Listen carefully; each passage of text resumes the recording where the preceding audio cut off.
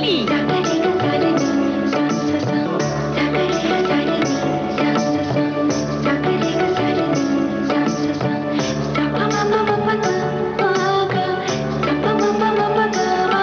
सखी सहेली।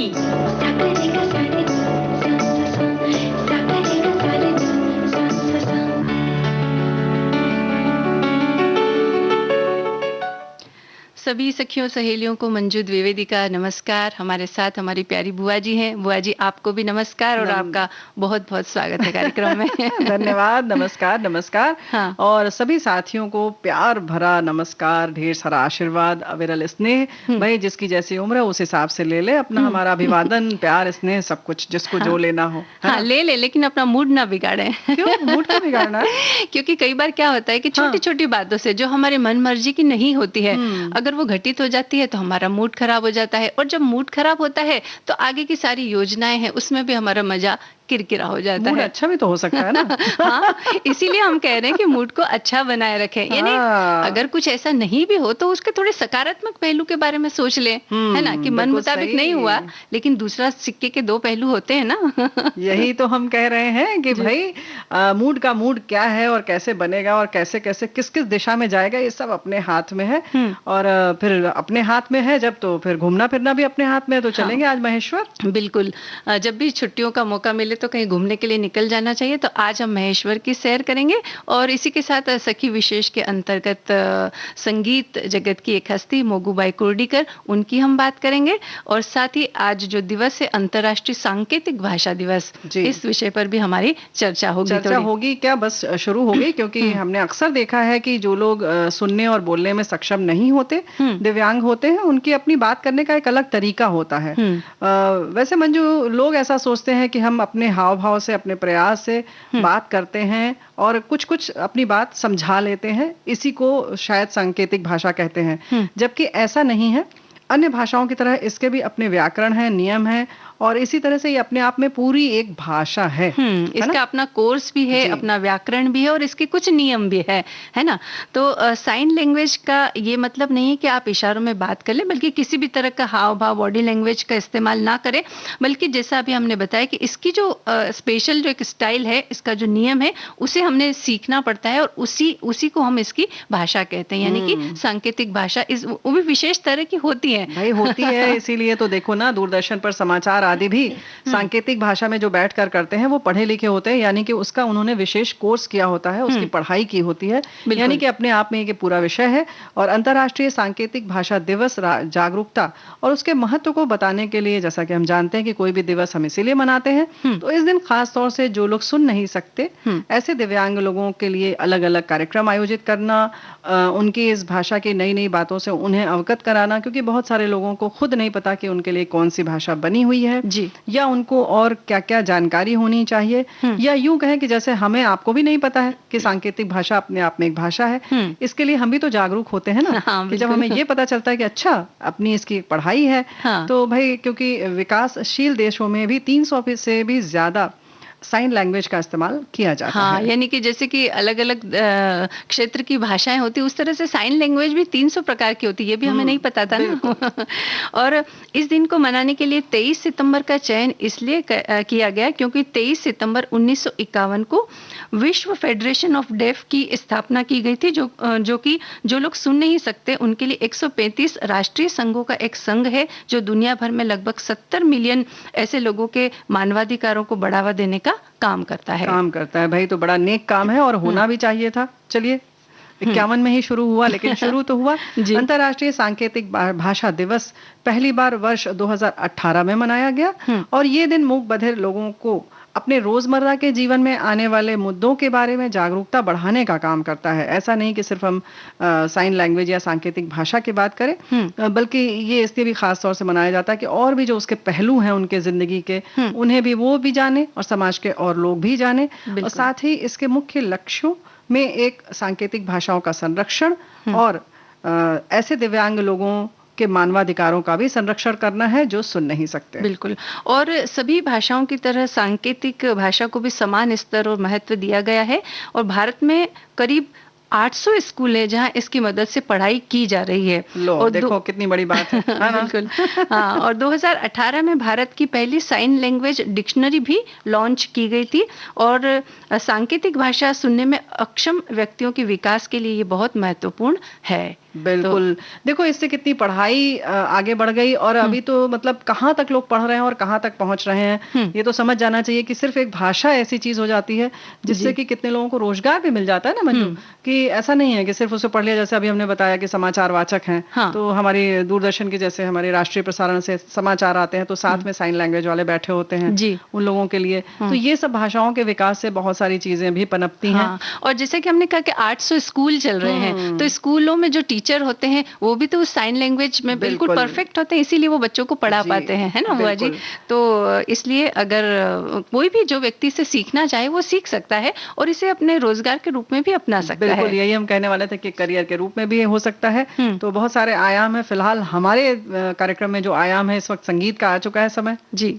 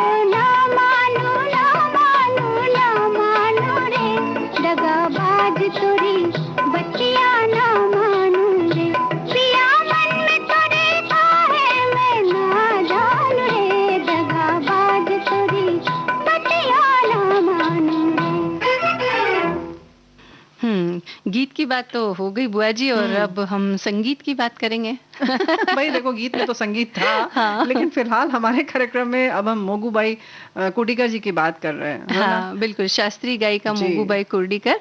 और अगर जब शास्त्रीय गायन की बात आती है तो मोगूबाई कुर्डीकर का जो नाम है वो बड़े सम्मान से लिया जाता है और बहुत जानी मानी ये गायिका रही है। जयपुर अतरौली घराने की जानी मानी गायिका थी और इनका जन्म 15 जुलाई 1904 को कुर्डी गोवा में हुआ था और 1913 में जब मोगूबाई केवल 10 वर्ष की थी तब उनकी माँ जयश्री उनको एक मंदिर में ले गई और वहाँ कोई संगीत शिक्षक थे तो वहाँ जाकर के उनकी संगीत की शिक्षा का उन्होंने प्रबंध किया। क्या बात है। और थोड़े समय के लिए उन्होंने संगीत की शिक्षा पाई फिर लेकिन बड़ी मुश्किल की बात यह हो गई कि माता जी उन्हें एक घुमंतु थिएटर कंपनी में ले गई जिसका नाम था चंद्रशेखर भूतनाथ संगीत मंडली। वहां मोगूबाई को काम मिला लेकिन वहां काम कर ही रही थी कि बस दिक्कत की बात जो हुई है कि 1914 में मोगूबाई की माताजी इस शरीर को, यानी यूं कहें कि इस दुनिया को छोड़कर चली गई। तो बस और मोगूबाई को छोड़ गई वो। बिल्कुल। और मृत्यु से पहले मोगूबाई की माताजी ने उनसे कहा कि उनकी आत्मा को शांति तब तक नहीं मिलेगी जब तक कि वो एक मशहूर गायिका नहीं बन जाती। जल्द ही थिएटर कंपनी वो जहां वो काम कर रही थी वो दिवालिया हो गई और उसके बाद मोगूबाई एक अन्य संगीत मंडली से जुड़ गई और वहां वो विभिन्न किरदार निभाने लगी, वहां काम करने लगी। भाई अब माँ का सपना पूरा करना था तो वो शुरू कर दिया उन्होंने। और इस स्त्री मंडली में काम करने से उन्हें बहुत आय तो उनको खास नहीं होती थी, लेकिन अच्छी बात यह थी कि संगीत सीखने को उनको मिलता रहा, जो कि उनकी माँ का सपना था। साथ ही उन्हें कथक की तालीम भी मिली और गजल गायकी भी उन्होंने सीखा यहाँ पर। और ये सब चल ही रहा था कि उस मंडली की एक महिला से कुछ विवाद हुआ, कुछ मनमुटाव हुआ और वो मंडली से अलग हो गई। और इन सब घटनाओं की वजह से मोगूबाई का मनोबल टूट गया और मन में निराशा छा गई। इसका असर उनके स्वास्थ्य पर भी पड़ा और वो बीमार हो गई। तब उनकी एक रिश्तेदार उन्हें इलाज के लिए सांगली लेकर गई और ये बात वर्ष 1919 की है। सांगली पहुंचकर मोगूबाई के जीवन का एक नया अध्याय शुरू हुआ। यहाँ इनायत खान से उन्होंने संगीत सीखना शुरू किया। भाई ये देखो, ये वर्ड फेमस बात हो जाती है कि जब कुछ दिक्कत आती है तो आप समझ लीजिए कि कुछ नया रास्ता खुल रहा है। सिक्का का दूसरा पहलू आ गया। और हम अब हमेशा ये ना सोचे कि बस अंधेरा है तो बस अंधेरा ही है। और सांगली में ही शास्त्रीय गायन अलादिया खां से भी इन्होंने सीखा, क्योंकि वहां वो भी अपना इलाज करवा रहे थे और वैद्य से मिलने के लिए आते जाते समय बीच में मोगूबाई का घर आता था। अब देखिए, ये जो होता है ना, कहते हैं कि आपका जो हुनर है वो पता चल जाता है, छिप नहीं सकता जी। तो बस वो भी रियाज करती थी। तो एक बार अलादिया जी जो है वो वहां से गुजर रहे थे, उन्हें जिज्ञासा हुई कि ये रियाज करने वाला कौन है, और वो घर की सीढ़ियां चढ़कर उनके कमरे में पहुंच गए। और एक अजनबी व्यक्ति को देखकर मोगूबाई चौंक गई और उन्होंने गाना बंद कर दिया। तब अलादिया खान ने उनसे गाते रहने के लिए कहा और जब गायन खत्म हो गया तो उन्होंने उनकी बहुत प्रशंसा की और कहा कि वो उन्हें संगीत की तालीम देना चाहते हैं। तो मोगूबाई तैयार हो गई, लेकिन तब तक उन्हें ये नहीं पता था कि अलादिया खान कौन है। बाद में जब उन्होंने देखा कि बड़े बड़े लोग उनके पास आते हैं, उनसे सीखते हैं और वो अलादिया खां के सामने झुकते हैं, तब उन्हें उनकी प्रसिद्धि का अंदाजा हुआ और ये जानकर वो बहुत खुश हुई कि उनके गुरु आखिर है कौन। भाई पहले ही बताया ना कि वो अजनबी समझ रही थी, तो जाहिर है कि उन्हें उनकी खूबी तो कुछ पता ही नहीं थी। 18 महीनों के बाद अलादिया खां पुनः बॉम्बे या मुंबई लौट आए और मोगूबाई भी 1922 में मुंबई आ गई। खेतवाड़ी में छोटी सी जगह किराए पर लेकर रहने लगी। यहाँ आकर उनका परिचय मुंबई की बहुत हाई सोसाइटी और शास्त्रीय संगीत के जगत के लोगों से हुआ। फिर लेकिन अलादिया खां से संगीत सीखने में थोड़ी सी दिक्कत होने लगी उनको। फिर बिल्कुल ये सफर चल ही रहा था, लेकिन थोड़ा कठिनाई भरा था, क्योंकि बंबई में पहले से ही अलादिया खां के जो विद्यार्थी थे वो काफी समृद्ध परिवार से थे और वो नहीं चाहते थे कि अलादिया खान किसी और को शिक्षा दे। जो उनके समृद्ध परिवार के विद्यार्थी वो ही केवल सीखें, ये वो चाहते थे। तो इस वजह से कुछ परेशानियां आने लगी, तो बस उनकी शिक्षा बंद हो गई। और इस बात से जाहिर है कि जिसको संगीत सीखना हो बहुत दुखी होता है। ऐसे ही आप भी दुखी हुई। अलादिया खान ने काफी कुछ सीखना था उनको, क्योंकि उनकी इच्छा थी, उन्हें पता था कि उनके गुरु के पास जो है वो सारे हुनर उन्हें मिल जाए। इसके बाद फिर चूंकि बंद हो गई तो फिर विलायत हुसैन खां साहब से उन्होंने शिक्षा ली, फिर हैदर खां से शिक्षा ली और इसी तरह से उनकी कठिनाइयों का दौर चलता रहा। इस बीच 10 अप्रैल 1932 को मोगूबाई ने एक पुत्री को जन्म दिया जिसका नाम रखा गया किशोरी।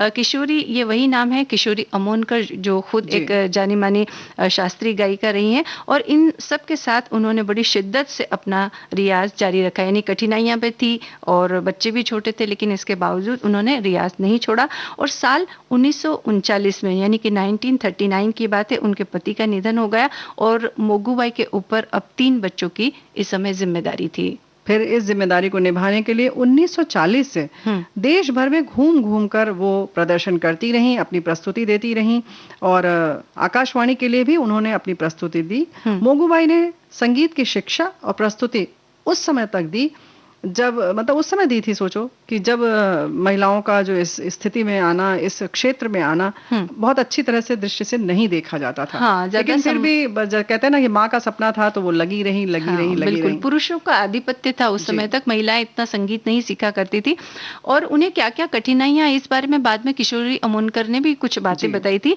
उन्होंने बताया कि उनकी माँ जब अपनी प्रस्तुति देने के लिए एक स्थान से दूसरे स्थान पर जाती थी तो उन्हें कितनी मुश्किलों का सामना करना पड़ता था। उन्हें पैसा भी कम दिया जाता था, ज्यादातर ऑर्गेनाइजर्स का व्यवहार भी कुछ ठीक नहीं होता था और रहने के लिए उन्हें गेस्ट हाउस नहीं दिया जाता था, बल्कि वो किसी रिश्तेदार के यहाँ जाकर के उन्हें रुकना पड़ता था। और आर्थिक तंगी तो थी ही। इन सब परेशानियों के बाद भी मोगूबाई ने अपना जो संगीत का ये सफर था वो जारी रखा, संगीत की साधना करती रही और यही बात लोगों को महान बना देती है। जब वो एक प्रतिज्ञा जब लेकर चलते हैं, संकल्प करते हैं तो उसको पूरा करते हैं, लक्ष्य तक पहुंचे बगैर वो सांस नहीं लेते जी। तो वही मोगूबाई ने किया और संगीत में उनके योगदान के लिए उन्हें कई सम्मान दिए गए। उन्हें गान तपस्विनी कहकर पुकारा गया। तो 1968 में संगीत नाटक अकादमी पुरस्कार और 1974 में पद्म भूषण से भारत सरकार ने सम्मानित किया।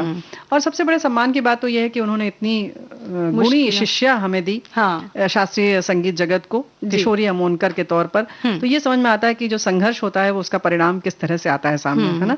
और अगर हम मन में कोई लक्ष्य निर्धारित कर लेते हैं तो ये जो कठिनाइयां आती है उसके बाद परेशान तो हमें करती हैं, लेकिन फिर भी हमारे लक्ष्य के आगे ये छोटी हो जाती है। लेकिन जो लक्ष्य जिसका नहीं होता परेशानियां तो उनके पास भी रहती हैं। तो बेहतर है कि आप लक्ष्य निर्धारित कर लें, है ना। बिल्कुल।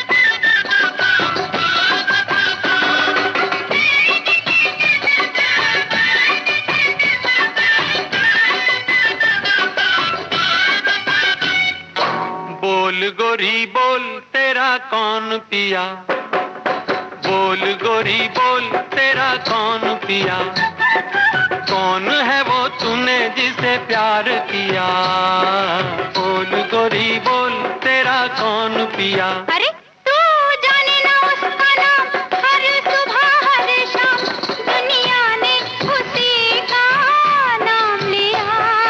बोल तू ही बोल मेरा कौन पिया, बोल गोरी बोल तेरा कौन पिया।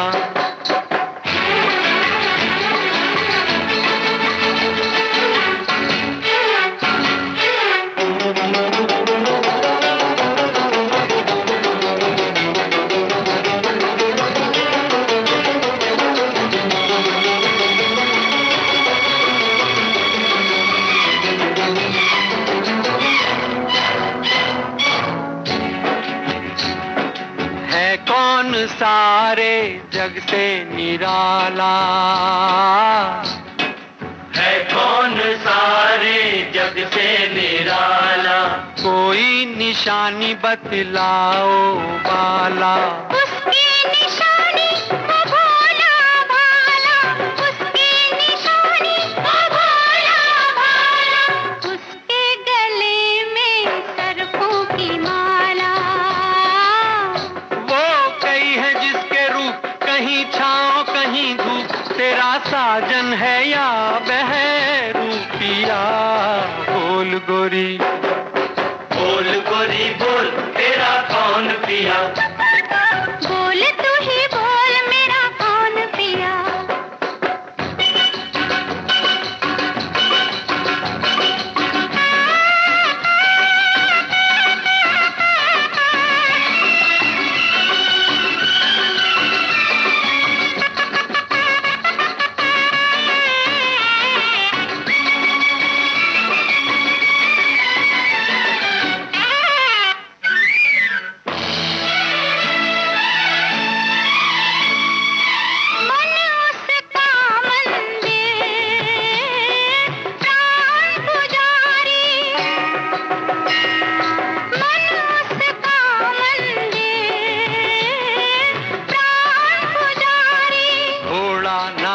हाथी अरे बैल सवारी, घोड़ा ना हाथी अरे बैल सवारी।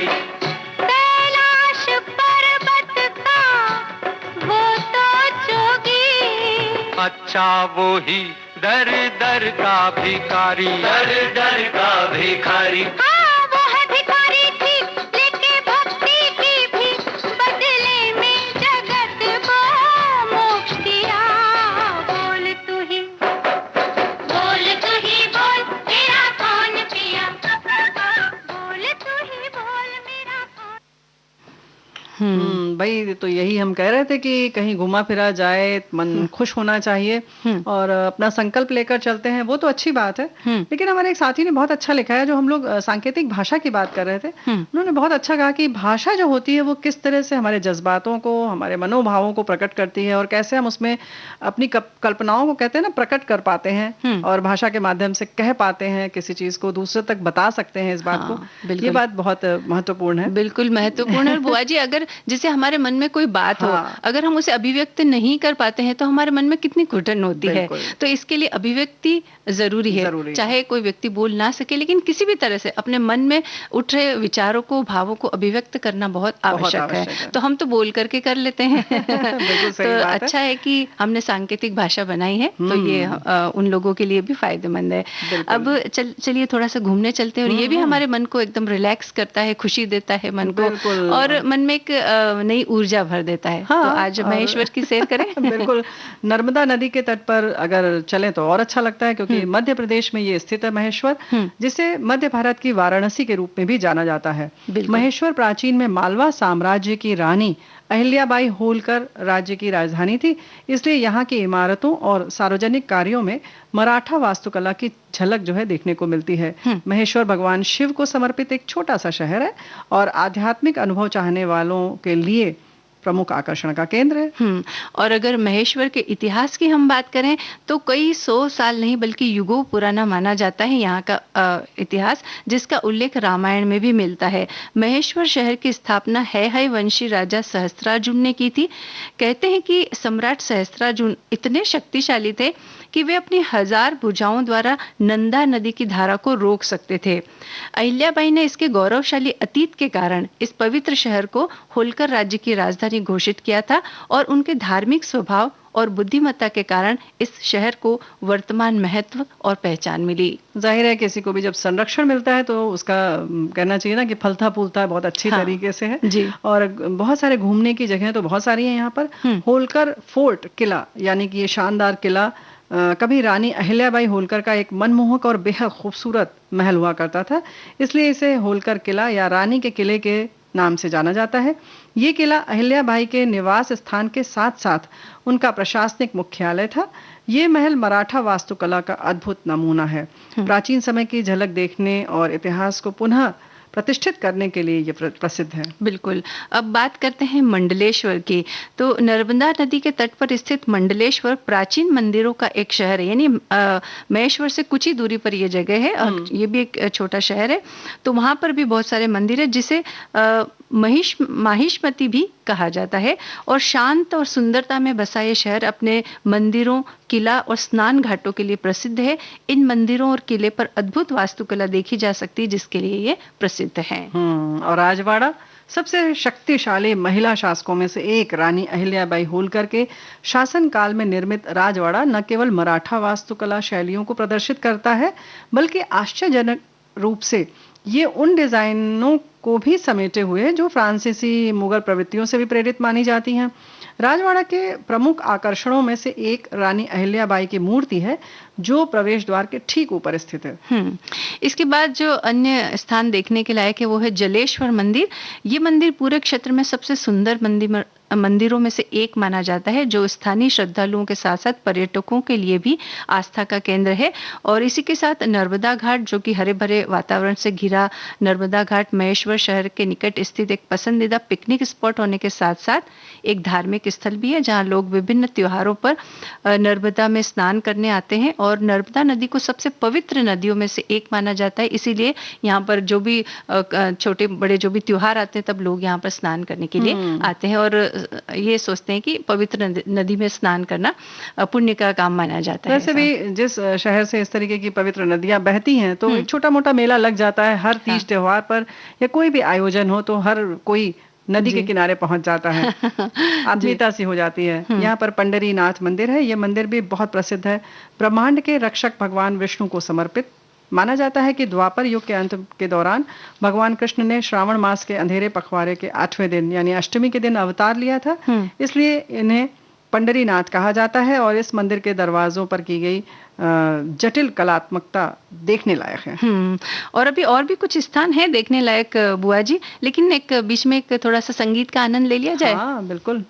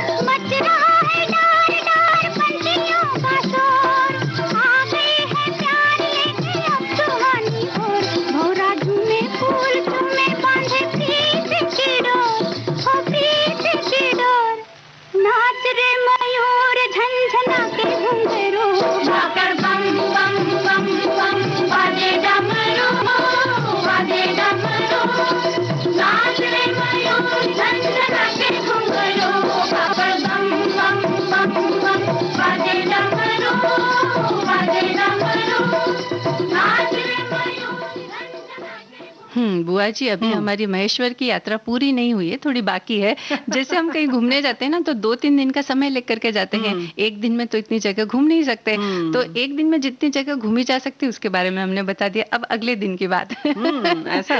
हाँ तो चलते हैं खरगोन। बिल्कुल, खरगोन ये शहर कुंडा नदी के तट पर स्थित है और अपनी विविधता वाली संस्कृति के लिए जाना जाता है। यहाँ नवग्रह मंदिर है, अहिल्या किला और ऋण मुक्तेश्वर महादेव मंदिर है। इस शहर का ऐतिहासिक महत्व भी है और त्योहारों के दौरान यहाँ के स्थानीय लोगों द्वारा मनाए जाने वाले उत्सव और संस्कृति की झलक देखने लायक होती है। बिल्कुल। अब अहिल्याश्वर मंदिर की बात करते हैं। नर्मदा नदी के तट पर स्थित इस मंदिर में भगवान शिव के साथ ही भगवान राम का भी मंदिर है और इस मंदिर में अद्भुत नक्काशी देखने को मिलेगी। साथ ही सैनिकों और हाथियों के विभिन्न चित्रों से सजी दीवारें भी देखने योग्य हैं। अब फिर अहिल्या किला। महेश्वर में एक चट्टान के किनारे स्थित अहिल्या फोर्ट 250 साल पुराना है, जिसे होलकर किले के रूप में भी जाना जाता है। इसका अपना ऐतिहासिक महत्व है और इस किले के ऊपर से पूरे महेश्वर शहर और घाटों का अद्भुत नज़ारा देखा जा सकता है। और अगर महेश्वर घूमने जाने के लिए समय कौन सा अच्छा है, इसके बारे में बात करें तो अक्टूबर से लेकर मार्च तक का समय अच्छा होता है, क्योंकि इस समय सर्दी होती है, यानी वातावरण ठंडा होता है, तब यहाँ घूमा जा सकता है। गर्मियों में यहाँ का तापमान 45 डिग्री तक चला जाता है, जो कि आपको तकलीफ दे सकता है। इसलिए आप थोड़ा सा मौसम का चयन करके जाएं, नहीं ठंडे मौसम में जाएं। बिल्कुल सही बात है। और अगर आप जाना चाहते क्या जाइए ही, हवाई यात्रा करते हैं तो निकटतम हवाई अड्डा जो इंदौर में है, जो कि महेश्वर से बस 92 किलोमीटर दूर है। यहाँ से आप अपने किसी भी वाहन से जा सकते हैं, टैक्सी ले लें, चाहे जैसे भी जाएं आप जा सकते हैं। और अगर ट्रेन से आ रहे हैं तो नज़दीकी जो स्टेशन है वो मारवाहा है, जो महेश्वर से 39 किलोमीटर दूर है। लेकिन मारवाहा में सारी गाड़ियां रुकती नहीं है, इसलिए अगर आप चाहें तो आप इंदौर से जा सकते हैं। और महेश्वर में कोई सीधा ट्रेन रूट नहीं है, इसीलिए आपको या तो मारवाहा या इंदौर जाना पड़ेगा। और सड़क मार्ग से आ रहे हैं तो इंदौर व खंडवा जैसे प्रमुख शहरों से महेश्वर के लिए बसें संचालित की जाती है, और आप अपने खुद के वाहन से भी या टैक्सी से भी आ सकते हैं। महेश्वर आइए, आपका स्वागत है। और अगर आसपास रह रहे हैं तो अपने वाहन से जाइए, जाके बस जाइए थोड़े दिन के लिए। हाँ, और उन घाटों का पर शाम के समय बैठने का आनंद लीजिए। और साथ ही साथ जो हमारी प्राचीन जो एक परंपरा धरोहर है, उसको देखने का आनंद जो है उसको लेना बिल्कुल मत भूलिए। बिल्कुल।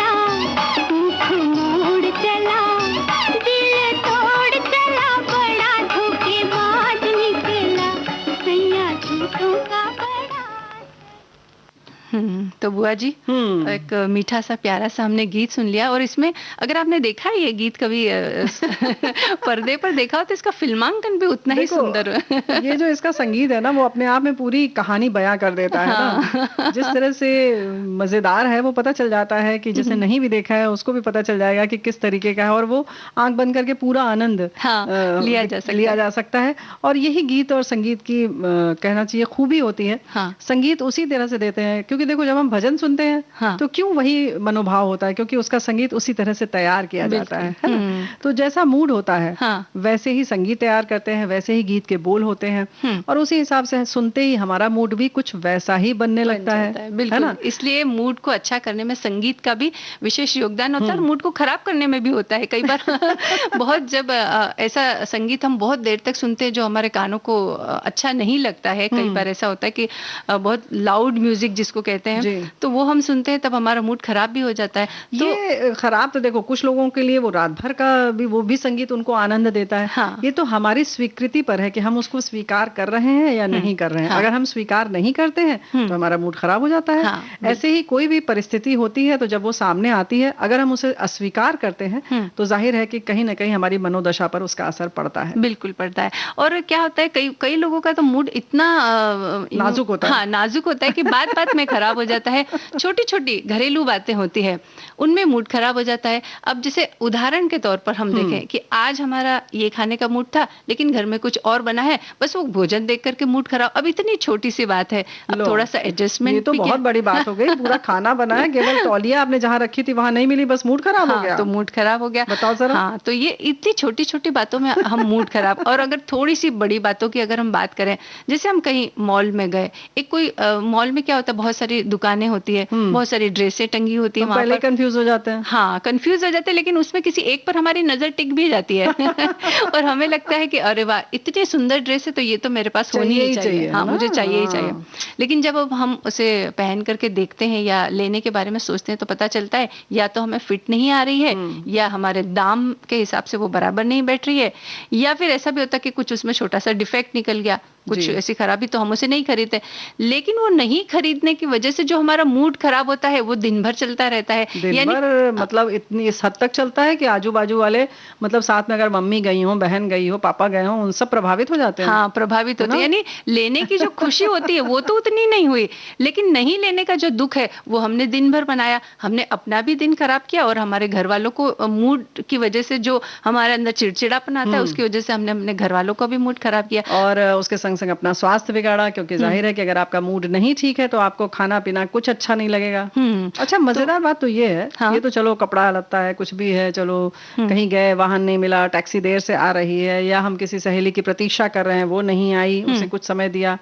उसके बाद मजेदार क्या होता है, जब हम घर से निकल रहे हैं अचानक बारिश हो जाए। अब लीजिए मतलब जिसको आप जानते नहीं, वैसे तो भगवान को सब जानते हैं, लेकिन भगवान को नहीं जानते कि कब वो बारिश करवा देंगे, तो हम उनसे भी नाराज हो जाते हैं। जी, और हमने कई बार ये भी देखा है कि जैसे हम बस की लाइन में खड़े हुए तो कई लोग जो है बस आने में अगर थोड़ी देर हो गई तो मुंह से कुछ अजीब तरह की आवाजें निकाल निकाल कर अपना जो फ्रस्ट्रेशन है या अपना जो मूड खराब है ना उसे वो जताते रहते हैं हमेशा। कि अरे बस नहीं, अरे बाप रे, इस तरह की आवाजें मुंह से बस सामने नहीं है। उस बेचारी को पता भी नहीं है कि कौन कौन उसकी प्रतीक्षा कर रहा है और कौन परेशान हो रहा है और कौन सामान्य तरीके से खड़ा है ना? तो उनके आगे और पीछे जो लोग खड़े रहते हैं वो उन आवाजों को सुनते रहते हैं, और उनका जो मूड खराब होने की वजह से जो मतलब जिस तरह की एक नेगेटिविटी जो होती है ना वो भी एक उस तरह वातावरण में घुलती रहती है, तो वो लोग भी उससे परेशान होते हैं। देखो ऐसा होता है ना कि यही बिल्कुल इसी को वाइब्स कहते हैं, और वो जो तरंगे हम निकालते हैं अपनी नकारात्मक ऊर्जा वाली, उससे पूरा वातावरण जो है वो नकारात्मक होता जाता है और एक वर्तुल की तरह होता है, मतलब वो बढ़ता जाता है, तो पूरा एक गोला बन जाता है। उस घेरे से निकलना बड़ा मुश्किल है। तो कितने प्रभावशाली होते हैं ये लोग। लेकिन बुआ जी, मेरे मन में तो सवाल ये उठता है कि जब आसपास के लोग इतने प्रभावित होते हैं तो वो व्यक्ति खुद कितना प्रभावित होता होगा इन चीजों से। क्या बात है, बिल्कुल सही बात तुमने कही मंजू, कि खुद कितना, क्योंकि कुछ भी आपको कहीं बाहर अगर निकालना है, जैसे खुशी की हम बात कर लेते हैं, चलो नकारात्मक बात बहुत हो गई, अगर निकालना है तो पहले आपको बहुत ज्यादा खुश होना पड़ता है। तो इसी तरह से पहले वो खुद अपने में कितनी नकारात्मकता भरते होंगे और तब निकाल पाते होंगे, या जहर उगलने के लिए पहले हमें बहुत ज्यादा जहर पीना पड़ेगा तभी हम कुछ दे पाएंगे। हाँ, है ना? और हमारे बड़े बुजुर्ग हमेशा एक जुमला जो है वो वापरते थे ऐसी परिस्थितियों के लिए कि जो होता है सब अच्छे के लिए होता है। बिल्कुल। और लेकिन कई लोग इस बात का अर्थ ही थोड़ा अलग लगाते हैं। नहीं, तो इस बात पे नाराज हो जाते हैं, कहते लो ये क्या मतलब हुआ, हर बात में जो हुआ अच्छा हुआ, ये क्या तमाशा है, अरे हमें इतनी प्रॉब्लम हो रही है और आप कह रहे हैं बड़ा अच्छा हुआ। हाँ, लेकिन भविष्य हमने नहीं देखा है, और हो सकता है कि ये आज की जो घटना है इससे हमारा भविष्य प्रभावित होता है और भविष्य के लिए कुछ अच्छी बात होनी होगी शायद, इसीलिए आज इसी में हम एक सकारात्मक भाव भी रख सकते हैं। जो होता है अच्छे के होते हैं, इसका सकारात्मक पहलू अगर आप देखेंगे तो पाएंगे कि हो सकता है ये जो घटना होने वाली थी इसकी वजह से हमारा कुछ बुरा होने वाला होगा जो कि टल गया। बच गया। बिल्कुल सही बात है। ये सोचने का तरीका है, आप चाहें तो वैसा भी सोच सकते हैं, आप चाहें तो ऐसा भी सोच सकते हैं। सोचने की केवल बात नहीं है मंजू, बल्कि हम तो यही कह रहे हैं कि आपको 1-2 वर्ष बाद हो सकता है पता चले कुछ बड़ी घटना के लिए कि अच्छा कहीं जैसे होता है कभी हम अपने अपने गृह निवास पर रह रहे हैं और नौकरी की वजह से कहीं स्थानांतरण बहुत दूर हो गया और आपको जाना पड़ा, उस समय तो वाकई लगता है कि मतलब इससे अच्छा तो जेल हो जाती या हम कुछ और हो जाता, नौकरी छोड़ देते, मतलब सबके जहन में ऐसे ही ख्याल आते हैं, हम सब इंसान हैं, सबके मन में ऐसे ही आता है। लेकिन जाने के बाद पता चलता है कभी कभी कि यहाँ बहुत बुरा हो गया, होते तो कुछ गड़बड़ होता, या 8-10 साल बाद ये पता चलता है कि अरे हम यहाँ आ गए तो हमारे बच्चों का भविष्य बहुत अच्छा बन गया, या कोई वहां दिक्कत थी वहां से हम बचाए। ये देखने का नजरिया है। कभी कभी हमारा सब अच्छा हो जाता है फिर भी हम नहीं देखते, हम उसी बात से जुड़े रहते हैं कि अरे हमें वो शहर छोड़ना पड़ा, अपना घर छोड़ना पड़ा, हम तो बर्बाद हो गए। लेकिन हम उसके साथ हो रहे बाकी अच्छे कामों को नजरअंदाज कर जाते हैं। तो और इसी देखिए, बिल्कुल इन्हीं वजह से हमारा बात बात में मूड खराब हो जाता है। तो हमारा कहना यही है कि इन छोटी छोटी बातों को लेकर के आप अपने मन में कड़वाहट ना लाए और अपने मूड को खराब ना करें, क्योंकि ये आपके लिए तो दुखदाई है ही, आपके परिवार वालों के लिए दुखदाई और आपके स्वास्थ्य के लिए बड़ा दुखदाई होगा इसके लिए। लेकिन हमारे बहुत सारे साथी जो हैं उनकी मनोदशा थोड़ी बिगड़ने वाली है, क्योंकि वो इंतजार कर रहे हैं कि कोई एक गीत हो जाएगा प्यारा सा।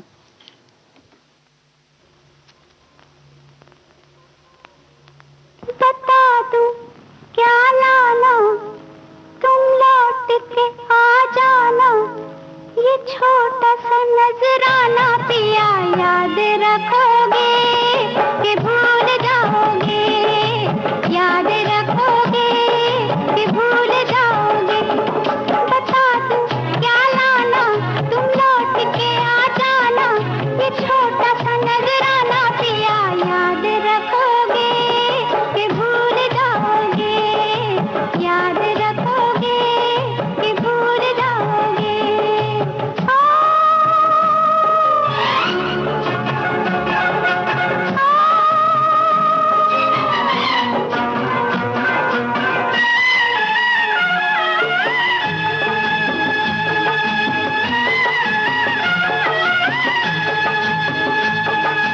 सजते हैं जो तन पे हमारे, सजते हैं जो तन पे हमारे, वो है पिया नैन तुम्हारे। है लट जो माथे पे आई थी, चूड़ी है मेरी कलाई की, पलट के जब आना, ये लट ये नजर लाना, ये छोटा सा नजराना पिया याद रखोगे कि भूल जाओगे, याद रखोगे कि भूल जाओगे।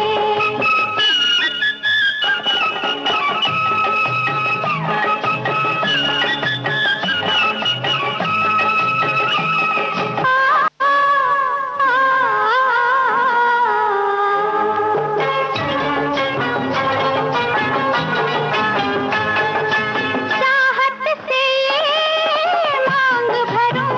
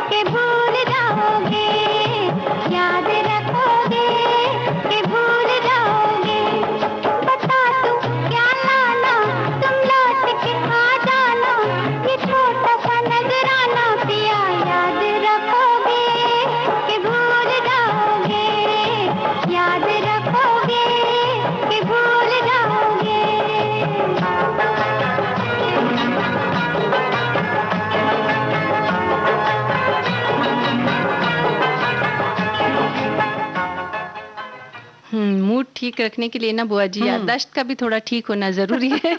अगर घर में सब एक दूसरे की बातों को याद रखेंगे तो एक दूसरे का मूड खराब होने के जो चांसेस है वो थोड़े कम हो जाएंगे ना। हमारे बहुत सारे साथी कह रहे हैं कि भाई विविध भारती सुनते हैं तो मूड बहुत अच्छा हो जाता है, गीत सुनकर मूड अच्छा हो जाता है। मेरे मूड का मूड कुछ बातें कुछ गीत प्रोग्राम पूरा होने के 2 बजे का जो भी प्रोग्राम हो वो आराम करते हुए सुनता हूँ तो झपकी नींद का मूड बन जाता है। और बाद में उठकर अभी आपके साथ जुड़ गया हूँ। भाई अच्छी बात है, हमारा भी मूड बन जाता है जब आपसे इस तरीके की बातें सुनते हैं ना। और एक श्रोता ने हमारे ये भी लिखा है कि आपने महेश्वर की सैर करवा दी और साथ ही मीठे गाने सुनवा दिए तो हमारा मूड तो वैसे ही ठीक हो गया। और एक श्रोता ने एक बड़ा सा मैसेज हमें लिख करके भेजा है, लिखते हैं कि मूड यानी कि मनोदशा, मन की दिशा, कभी भी आदमी का मूड बिगड़ जाता है, कभी मूड अच्छा हो जाता है। ये सब उन स्थिति को प्रदर्शित करता है कि आपका दिमाग कहाँ विचरण कर रहा है, मन कहाँ भटक रहा है और आप क्या सोच रहे हैं। अगर आपकी सोच सकारात्मक है तो मूड भी अच्छा होगा, अगर आपके भाव अच्छे हैं तो भी मूड अच्छा होगा, और अगर आप अच्छा सोच रहे हैं तो फिर सब अच्छा ही अच्छा होगा। ये सब परिस्थितियों पर भी निर्भर करता है। आदमी अपना दुख देखता है, अपनी गरीबी देखता है, अपना अभाव देखता है, बस ये सब देखता है तो मूड बिगड़ जाता है। और इन अभाव में भी अगर सकारात्मक भाव हो तो मूड बिगड़ता नहीं बल्कि बन जाता है। बिल्कुल, मूड का मूड अच्छा हो तो सारे काम अच्छे हो जाते हैं। सकारात्मकता की ओर चले मूड तो अच्छा है। मूड यानी मन, पल पल बदलते बच्चों के मूड। हमारे बड़े बुजुर्ग हमेशा कहते हैं काम ध्यान से करना।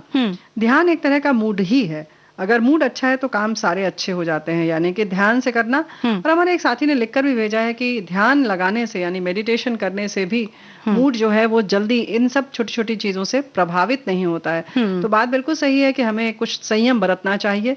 और जैसे कि हम पहले अपना मूड खराब करते हैं फिर आसपास के लोगों का करते हैं, तो जरा सोचिए कि हम क्या कर रहे हैं। समाज में एक अच्छा माहौल बनाना भी हमारी जिम्मेदारी है। हम अपना तो बहुत ख्याल रखते हैं, अपने खाने पीने का, अपने वस्त्रों का, अपने विन्यास का, हर चीज का, सजने संवरने का। लेकिन अपनी सेहत की बात आती है तो बहुत सारे ऐसे काम हम कर जाते हैं कि जिस पर हमने कभी ध्यान ही नहीं दिया। हाँ, बिल्कुल ध्यान ही नहीं दिया।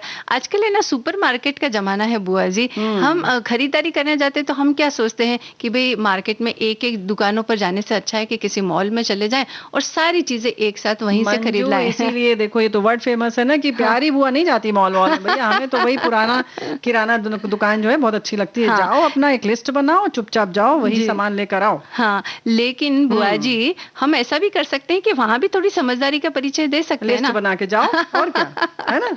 जी हाँ, जब खरीदारी करने जाएं तो लिस्ट बनाकर जाएं। और आज हम पौष्टिक खरीदारी के बारे में इसलिए बोल रहे हैं कि जब हम मॉल में जाते हैं तो कई सारी ऐसी चीजें हमें नजर आ जाती है जो हम या तो ज्यादा इस्तेमाल उनका नहीं करते हैं या हमारे काम की भी शायद नहीं होती है, आवश्यकता नहीं है, मतलब जरूरत की चीज नहीं है। वो यूं कह सकते हैं कि हाँ सिर्फ थोड़ा चटर पटर के लिए ठीक है। हाँ, बस हमारा वहाँ मन ललचा जाता है। और मन ललचाने का एक कारण ये भी होता है कि कई बार बहुत सारे ऑफर होते हैं वहां पर कि 1 पर 1 फ्री या 1 पर 2 फ्री, इस तरह के कई बार ऑफर होते हैं। तब भी हमारा मन ललचा जाता है और हम बहुत सारी ऐसी चीजें खरीद कर ले आते हैं जो हमारे स्वास्थ्य के लिहाज से यानी स्वास्थ्य के मूड के हिसाब से वो ठीक नहीं होती है। यही तो हम कह रहे हैं कि भाई ये सब ऐसा नहीं है केवल ये लालच केवल उसकी है कि 1 पर 1 फ्री। उसके संग से उनके पैकेट देखो इतने खूबसूरत बनाते हैं। आपको दाल चावल तो वही मिल जाता है सादे सादे पैकेट में, या सीधे वो बांस के कागज के उन्होंने थैले में दे देते हैं जी। तो कहाँ से अच्छा लगेगा। वो जो देखो पैकेट है जो चिप्स के, इसके चवाड़े के, तरह तरह की जो होती है ना तली भुनी चीजें, उन सब के देखो कितने आकर्षक रहते हैं, फूले फूले मोटे मोटे बैठे रहते हैं ना। तो बस हम धड़ाधड़ उठा लेते हैं। हाँ, और बहुत सारे चिप्स, कुकीज, बिस्किट्स और इतना। और उसमें सबसे बड़ी बात हमें कुछ बनाना नहीं पड़ता, सीधा पैकेट खोला और खा लिया और आराम से पेट भी भर जाता है, स्वादिष्ट भी होता है। लेकिन इसकी तरफ ध्यान हमारा बाद में जाता है, पहले नहीं। पहले तो स्वाद की तरफ ही हमारा ध्यान रहता है और फिर जब स्वास्थ्य बिगड़ता है तब शायद ही ख्याल आए। शुरुआत में तो फिर भी बहुत आता है, उस समय तो बहुत कसम खाते हैं बच्चे, हमने देखा है। नहीं अब जाएंगे बिल्कुल नहीं खरीदेंगे, नहीं अब बिल्कुल नहीं खरीदेंगे। तो भाई यही हम कहना चाह रहे हैं कि जो मंजू ने कहा कि लिस्ट बनाकर जाओ तो लिस्ट पर स्टिक भी करो, यानी कि आप उसको माने भी कि पहले लिस्ट का जो सामान है वो खरीद ले। क्योंकि एक मनोवैज्ञानिक प्रभाव हमारे ऊपर पड़ता है कि कि हमारा तो भाई बैग अभी खाली है, हमने तो कुछ खरीदारी ही नहीं की, हाँ। तो चलो ये चीजें उठा लेते हैं, और फिर वो लिस्ट जो है वो उसी आपके थैले में कहीं नीचे गायब हो जाती है। और ये भी होता है कि जो चीज हमारे काम की नहीं है वो तो 2 पैकेट आ जाते हैं, और जो काम की चीज है वो हम भूल जाते हैं, तो वो थैली में नीचे चली जाती है ना लिस्ट। इसलिए घर आकर के हमें याद आता है कि अरे ये चीज तो खत्म हो गई थी, लाना था। और एक और मनोविज्ञान यहाँ पर काम करता है कि जब हम मॉल में जाते हैं तो अच्छी तरह से भरपेट खाना खा करके आप जाए, क्योंकि क्या होता है कि अगर हमें भूख लग रही होती है, हमने खाना नहीं खाया है, तो हमारी जो नज़र है वो हमेशा बार बार उन्हीं चीज़ों पर जाती है जो खाने पीने की है। और वहाँ बनी बनाई खाने पीने की चीज़ें कौन सी होती है? वही जो हम अभी बात कर रहे थे, जंक फूड की। बहुत सारे चिप्स मिलेंगे आपको, बिस्किट्स मिलेंगे, कुकीज़ मिलेंगे, कप मिलेंगे, बहुत सारे जो है केक मिलेंगे, इस तरह की चीज़ें मिलेगी, और हमें लगता है कि बस ये ले लेने से हमारी खरीदारी हो जाएगी, क्योंकि वहाँ भी एक मनोविज्ञान काम करता है। या यूँ लगता है हमें कि अभी हम खरीद लेंगे और बाहर निकलते ही सबसे पहले इसको खा लेंगे। हाँ। और कहीं कहीं तो फूड कोर्ट भी बने रहते हैं। तो बिल्कुल सही बात है मंजू कि घर से खूब अच्छे से पौष्टिक खाना जो भी हम खाते हैं, दाल चावल रोटी सब्जी जो भी है, और वैसे भी घर का बना जो भी चीज है वो पौष्टिक ही होता है। तो बेहतर है कि पौष्टिक खा के जाए, पेट भर कर जाए, और ताकि इस तरीके का मन न लालच में आए। हाँ। और दूसरा ये है कि देर इतनी हो जाती है कि थोड़ा बहुत तो खाना ही पड़ता है। अक्सर जब हम खाली पेट जाते हैं तो हम 2 बार खा लेते हैं, पहुंचते ही पहले खाते हैं। हाँ। और फिर जब खरीदारी कर लेते हैं 2-3 घंटे हो जाते हैं तो फिर हमें भूख लगाती है। तो अब देखिए डबल मजा है। हाँ। और जब आप जाए तो ये जो ऑफर के चक्कर में आप कम से कम पड़े, क्योंकि वहां जब ऑफर पे जो चीजें होती है वो ज्यादातर उस तरह की चीजें होती है जिनकी एक्सपायरी डेट नजदीक होती है। तो जब हम खरीद लाते हैं वो बहुत सारी चीजें, तो अब जब जाहिर सी बात है कि खरीद कर लाए हैं तो खाएंगे ही उसको, क्योंकि जल्दी हमें उन्हें खत्म भी करना है, और उस चक्कर में हम अपना मोटापा बढ़ा लेते हैं, अपनी सेहत खराब कर लेते हैं। जी। तो और जैसे तुमने कहा एक्सपायरी, तो जैसे हमने बताया ना कि पहुंच के खाया, तो वही होता है, आते ही उसको खत्म करो और फिर 15-20 दिन बाद फिर मन करने लगता है, फिर लेके आओ। अच्छा, एक चीज और है, अक्सर हम सोचते हैं कि बहुत जैसे चटपटी चीजें हमने नहीं खाई हैं तो मन कर रहा है, लेकिन आपने क्या ध्यान दिया है कि ये जो हम जिनकी बात कर रहे हैं, जिनको नहीं खाना चाहिए, अगर आप नहीं खाते हैं तो फिर धीरे धीरे आपका मन भी हटने लगता है। हाँ। अक्सर हम सोचते हैं कि अरे एक बार खा लेते हैं चलेगा, नहीं, ये और बढ़ावा देता है मन को कि और खाएं, क्योंकि आप फिर जब सादा और पौष्टिक खाने लगते हैं तो वही आपको अच्छा लगने लगता है। तो एक बार उस रास्ते पर चलिए, तो मन तो बनाइए, है ना? क्योंकि हमने देखा है कि अगर आप एक बार चाट खा कर आते हैं तो दोबारा फिर जल्दी ही मन करता है खाने का, फिर मन करता है, बार बार मन करता है। हाँ। तो ये भी आप इस पर आकलन करें, थोड़ा आत्मचिंतन करें जरूर। और एक संतुलन की आवश्यकता होती है। कभी कभी हमें चटपटा अच्छा लगता है, लेकिन वो कभी कभी के लिए ठीक है, लेकिन अक्सर अगर आपने उसको अपनी आदत ही बना लिया तो ये शरीर के लिए काफी ज्यादा नुकसानदायक होगा। और हम तो चाहते ही है कि कभी कभी वो जो है, कभी कभी आपका बहुत देर के बाद आए तो ठीक है। क्योंकि वैसे बाकी आप खुद बहुत समझदार हैं, और अब जो हम कहना चाह रहे हैं वो आप समझ रहे हैं कि हाँ, इसको मन को ना अपना बढ़ने दें, संयम में रहें। और संतुलन की जब बात आती है तो हमारे कार्यक्रम में संतुलन तो बातों के साथ साथ गीत संगीत के लिए भी जब जगह आती है तो संतुलन हम बना लेते हैं। नींद कभी रहती थी आँखों में, अब रहते हैं सांवरिया,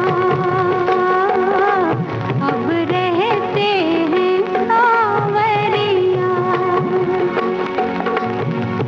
चैन कभी रहती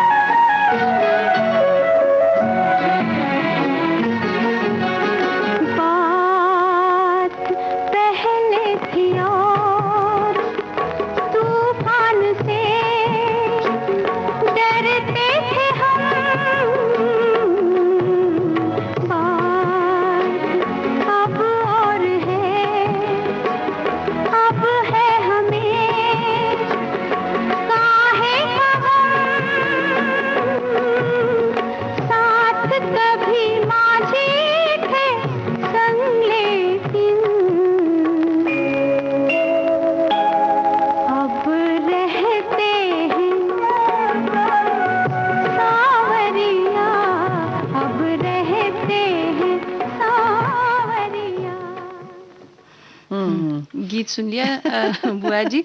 और हम इससे पहले बात कर रहे थे बड़ों के लिए कि भाई आप जब जाएं तो कैसी पौष्टिक खरीदारी करनी चाहिए, लेकिन जब बच्चों की बात आती है ना तो वहाँ ये बात, यहाँ सतर्कता और ज्यादा बरतना जरूरी हो जाता है। लो कर लो बात, अब तुम कहोगी ये बात और हम तो ये कहेंगे कि सब लोग यही कहते हैं भैया कि अब क्या करें बुआ जी, बच्चों ने कहा कि ये खाना है तो हम चले गए खाने, हमारा थोड़ी मन था। सब लोग तो बच्चों का ही बहाना बनाते हैं। हाँ, बच्चों का बहाना लेकर के और खुद भी शुरू हो जाते हैं। लेकिन कहीं ना कहीं बच्चों में संस्कार हम डाल रहे हैं। जैसे तुमने बताया कि हम अगर घर से खा पी कर जाएं, अगर ये आदत हमने बना लिया तो बहुत अच्छा है, बच्चों में भी आदत रहेगी। नहीं तो घर से निकले और बस कुछ खाना है कुछ खाना है रट लग जाती है। खैर ये तो अलग बात है, लेकिन घर में भी बच्चों के लिए छोटी छोटी चीजें हैं। हम सोचते हैं कि हम उसी परंपरागत तरीके से रहें, वैसे ही खाएं पिएं, खाना पीना वही रखिए, भोज्य पदार्थ वही रहें, लेकिन कुछ उनको सजावट के साथ परस दें बच्चों को, को है ना, धनिए के थोड़ी सी ऐसे गार्डन जैसा बना दें, कोई दूसरी उनके पसंद की कोई थाली निकाल लें,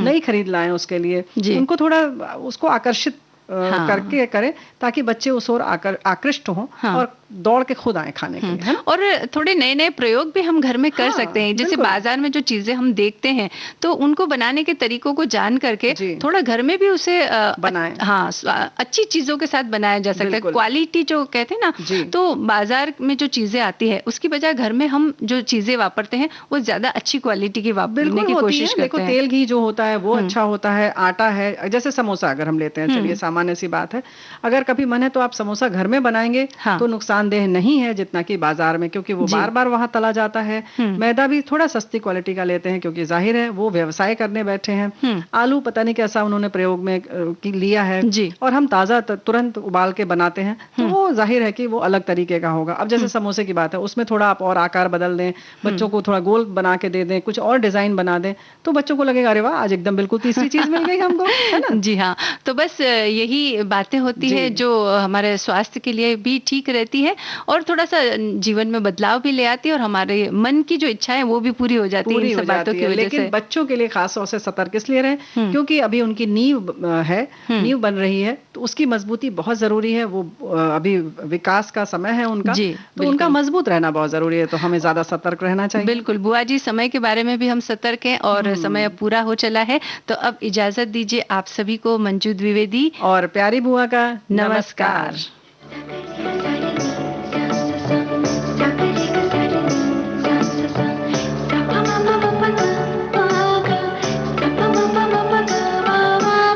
सखी सहेली।